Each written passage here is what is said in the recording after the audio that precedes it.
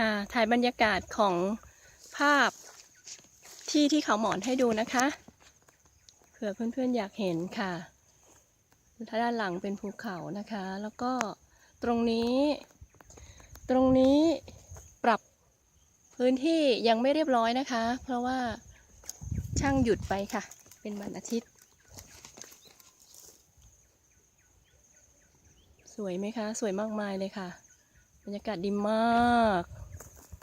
โอบล้อมภายใต้โอบล้อมของภูเขาที่เห็นริบๆสีขาวนั่นคือรถแนนซี่นะคะก็เดี๋ยวแนนซี่ต้องเดินไปทางโน้นนะคะเพราะตอนนี้คือด้านที่มันสโลปลงมาด้านล่างแนนซี่ต้องเดินขึ้นไปทางโน้นเพื่อที่จะได้มองให้ถ่ายให้เห็นวิวทะเลให้ได้ค่ะ